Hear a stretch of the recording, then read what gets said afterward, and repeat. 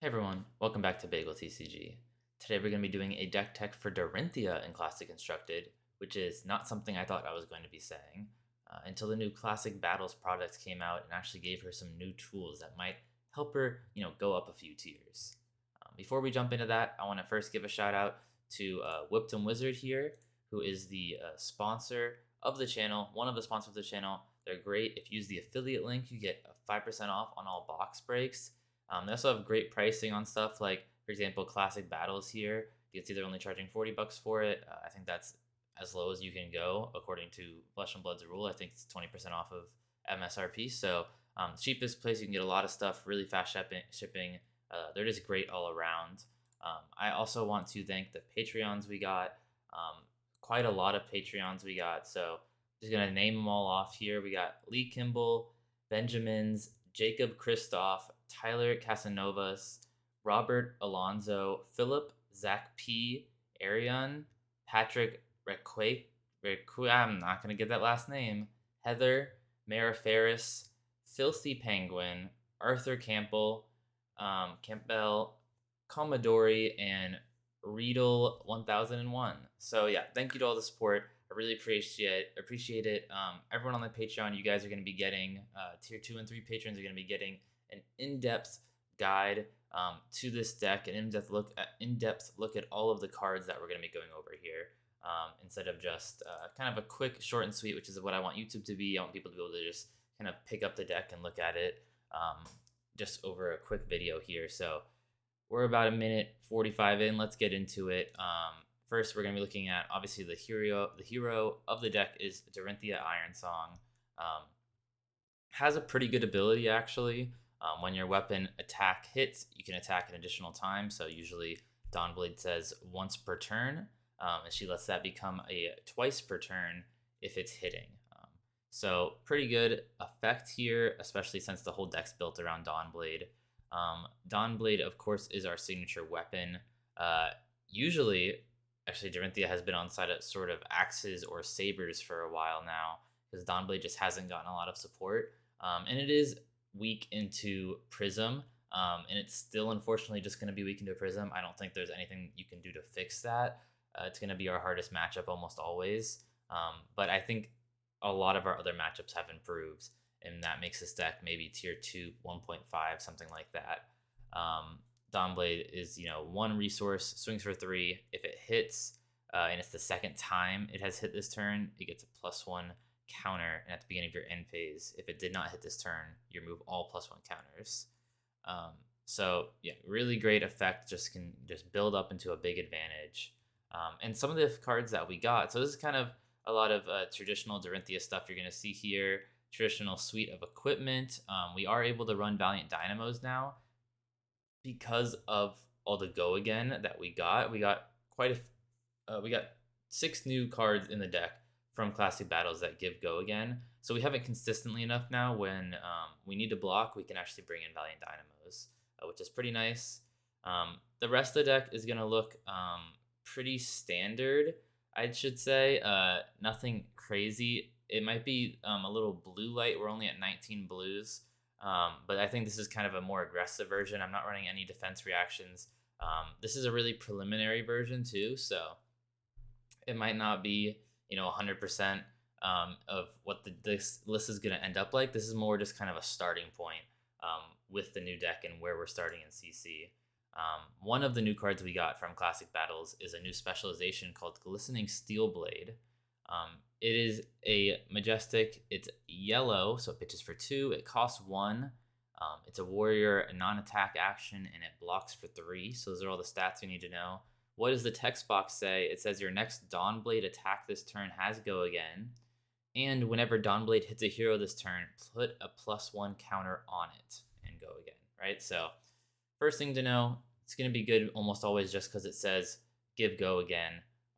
For 1 resource, ideally we'd like Go Again for free, like hit and run, but this one comes with an additional on hit effect that is really the power here, right? So if you can get, hypothetically, right, if you can get Dawnblade to hit 3 times in a turn, so you'll hit with Glistening, you could play like Twinning Steelblade here, which lets you attack an additional time, and then you get 3 Dawnblade attacks that turn. If they all hit, you're getting 3 extra counters plus the Dawnblade counter, so a 4th counter. And they're not leaving that turn. So you are getting next turn your Dawnblade swinging for 7, probably twice at least. So this can build up to a huge advantage. It really makes your opponent have to just block, and we're trying to make it so they have trouble blocking too, right? So we're actually bringing in some cards that Dorinthia didn't run for a while that give Dominate, just because I want to see if we can use those to kind of guarantee those +1 counters, right? So Push Forward is a great a version. We're running 2 red and 2 blues in this version of the deck. This says your next weapon attack gets +3, or the blue is +1. And if you have attacked with a weapon this turn, your next attack gains Dominate. So you attack with the first attack, you give it go again somehow, like with Glistening Steel Blade, then you can play this. It'll give that weapon your second attack Dominate, right? So if your first sword came in with Glistening Steel Blade for 3 with go again, then it can come in for 6 Dominate. And if that one hits, you're going to get 2 counters, which is pretty nice. You'd like to do bigger turns than that with Glistening, but that's just like a simple turn. It doesn't require a lot of resources. You could just use 4 resources to do that. So you could even do it off a blue and a tunic counter if you need to. So that's kind of a more simple turn. But yeah, really good. Get Dominate there. We also have Ironsong Determination. We're running 2 of these because without your combo turn, when you're trying to set up that combo turn using Glistening Steel Blade, this card's not as powerful. It's 0 for +1 and Dominate on your weapon until end of turn. It doesn't cost any resources, but just +1 isn't really a lot of value. Dominate can be nice, but 4 Dominate's not that hard to block, so you kind of need other pump effects to make Ironsong Determination good, right? Like if you're swinging with 4 Dominate and then another 4 Dominate, that's not that hard for opponents to block out. So that's why this wasn't really run before. It wasn't worth a card. But now with Glistening Steel Blade, if we can use it with Glistening Steel Blade in a pump effect, we're going to be swinging. We're going to be getting Glistening Steel Blade counters because it has Dominate. Opponents are definitely going to have to either give you a lot of equipment or give you some defense reactions. And we're playing a lot of attack reactions in this deck to try to get that damage in, right? We've got 3 Out for Blood, 2 Route, 3 Stroke of Foresight. We have, scroll down here, we've got a lot of blue ones too. We've got, here's Open Herald of Rebirth. We got blue Overpower.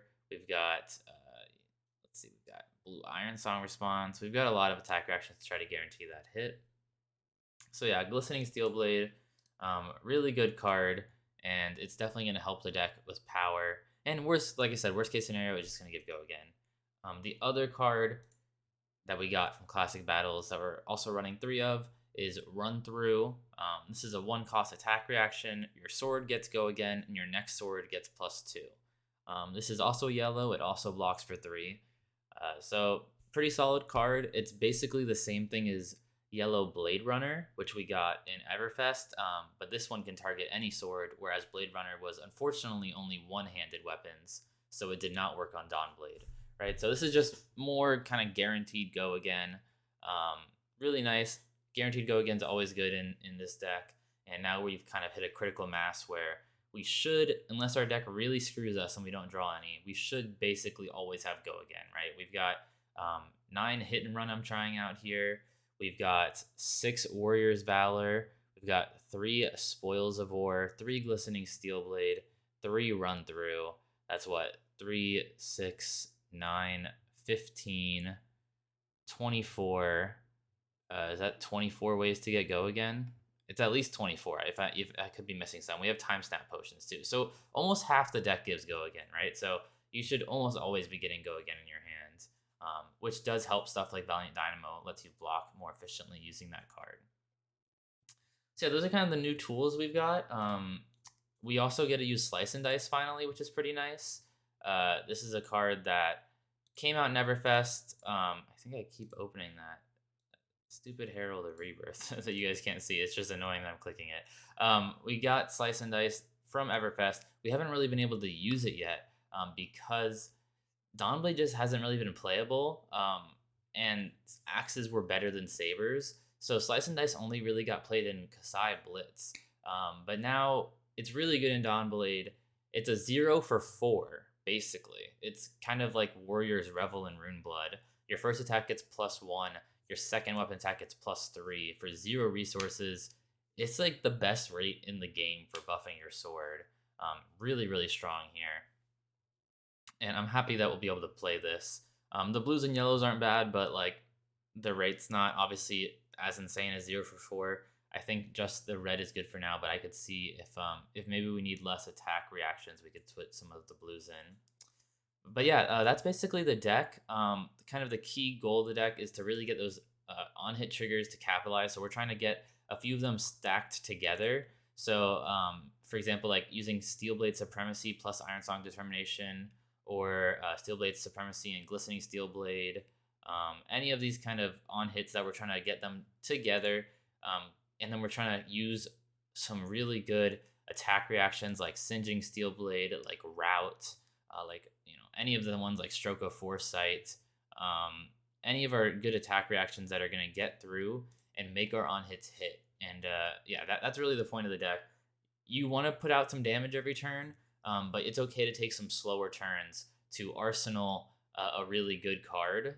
For example, arsenaling your Steelblade Supremacy or your Ironsong Determination. It's okay to take some weaker turns, block a little, and then build up for a really big turn when you're going to make Dawnblade, get some extra counters or draw a bunch of cards. Maybe play out some of your Time Snap potions while blocking before to also build up some damage there. But the deck blocks phenomenally. I think everything is a 2-block except for these 2 Time Snap potions. Or, I mean, sorry, a 3-block. So it's 58 3-blocks, I think, would be your main deck, plus 2 Time Snaps. We might want to go up to 3 Time Snaps, I'm not sure. But yeah, that's the deck. I think it's really exciting.